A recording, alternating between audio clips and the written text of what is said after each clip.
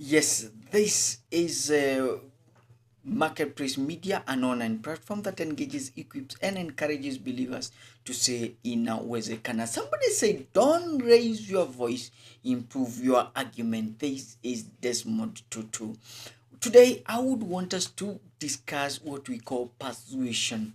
You know, when we become persuasive, we speak, our leaders speak to transform, not merely inform. The biggest challenge within leadership is basically to inform, but there should be a higher goal when it comes to leadership, and that should be the ability to transform people. So what would you say is persuasion? We can define it as a process in which one person or entirely or an entity tries to influence another person or a group of people to change one, their beliefs or their behavior. This kind of a process involves influencing other people to change their lives, the way they think about something. That is what we call influence. That's what we call persuasion. We want to persuade them. We want to make them to change their stand. We want to make them to change the way they think, the way they see things. We want to ensure that the way they have thought is different after we engage them in informing them. So this is a higher form of communication with a target to change the people. Now, who are among the most persuasive speakers of all time? Among them is Adolf Hitler, that guy who was evil, and a Nazi who actually committed a lot of evil during his day. The other one is Martin Luther. Martin Luther is known for his famous speech, I have a dream. Another speaker would be, of course, Barack Obama, when he said, yes, we can. Um, Here in Kenya, we have persuasive speakers like the late Otieno Kajwang in his famous Mapambano. And then, of course, we have other uh, famous speakers that we can talk about who are naturally very persuasive. Now, what are the traits of persuasive leaders?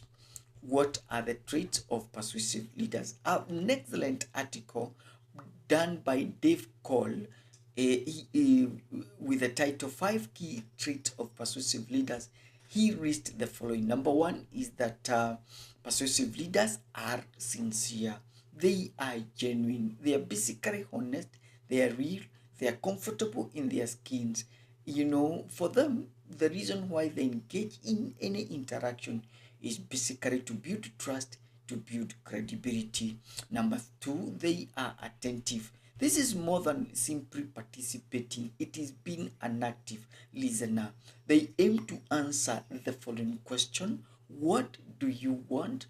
What do they need? In other words, they want to ensure that they are grasping, they are able to understand the frustrations, the intentions, the challenges that people are going through. Number three, they are inquisitive. They ask questions. They're simply curious. They want to know. They want to understand.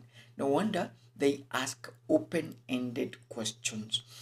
You know that of course, when you ask an open-ended question, what happens is that you gather as much information as possible, and it's a quick way of actually solving problems. Number four, sorry, they are empathetic. Somebody said, before you can persuade someone, you must walk a mile in their shoes. Let me take that again. Before you can persuade someone, you must walk a mile in their shoes. And then number five, they are relatable. In other words, they are people who are looking for a common ground. It is actually pretty easy, um, you know, for you to just talk and talk. But again, when you build a relationship, when you build bridges, not walls, so that you are able to build connection with the people that you are relating with. Now, Paul becomes our classic example who can answer to the questions: what are the traits of persuasive leaders. And we can encourage you to read the book of Acts chapter 26 and read the whole of it, and you'll be able to understand what we are talking about. But from when we read this passage, we can get 16 descriptions, all traits that marks as somebody who is persuasive. Somebody might be asking, how can I know that so and so is persuasive? We present the following from the life of Paul that illustrates those traits. Number one, Paul appeared relaxed yet used animated gestures. And this means that when we are persuasive, we are always relaxed. We never seems to be in a hurry. But then there is animated gesture. Number two, Paul humbly thanked the king for allowing him to speak. Paul thanked the king for allowing him to speak, which means persuasive persons are grateful. Number three, he affirmed the king's knowledge and expertise. That means they know the people and they affirm, they are full of affirmation. Number four, he admitted his life was an open book. In other words, these people are open, they have nothing to hide. Number five, he reminded them of his past. That means they have a history and they are very good storytellers, and they are able to connect those stories with what is happening today. Number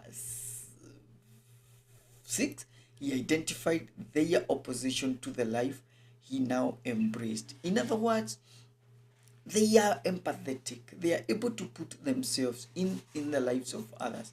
And they are able to feel what others are feeling. Number seven, he used narrative to defend his changed life. They are able to borrow stories in order to make their stance known.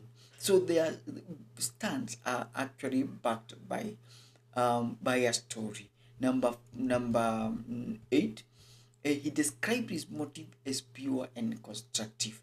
These are genuine people. You know, their motives are always pure, okay, and constructive. Number nine, they considered that he was observing a divine wisdom vision, which means that they are always guided by a very clear vision in their lives. Number 10, he explained that his obedience to God cost him trouble. In other words, these are people who are loyal, who are obedient. Number 11, he illustrated God's favor in his life, which means that these people have experienced favor of God into their lives. Number 12, he affirmed what he preached, the scripture. In other words, these are scriptural. They are factual. They just don't speak things from the bruise, but these are people who speak factual things that are backed by, but they want to back their speech or their information. Number 13, he challenged them with a reasonable and verifiable facts. In other words, he challenged them with reasonable and verifiable facts. In other words, they are able to challenge people. They are very bold, and they are able to persuade people to change position. Number 15, he admitted the king knew these facts. In other words, these are able to build connection. They are able to relate with people. Number 15, he confronted the king directly with a question. And this is a very powerful way in which persuasive people do. They are able to ask very thought-provoking question to the people. Because remember, a persuasive person is there to challenge the people. And then finally, he prayed with them to obey God. In other words, they urge people, they persuade people, they encourage people, they urge people to to honor or to change their position. Benjamin Franklin once said, if you would persuade, you must appeal to the interest rather than to intellect. Let's take that again. If you would persuade, you must appeal to interest rather than intellect.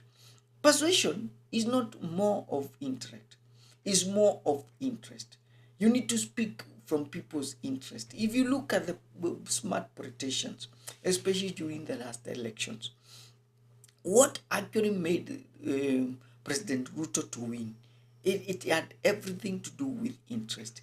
When he went out there and talked about Hasura Fund, and actually talked about Hasuras, that was a very interesting thing. And it is, when you do study, when you appeal to people's intellect, people don't follow you. But when you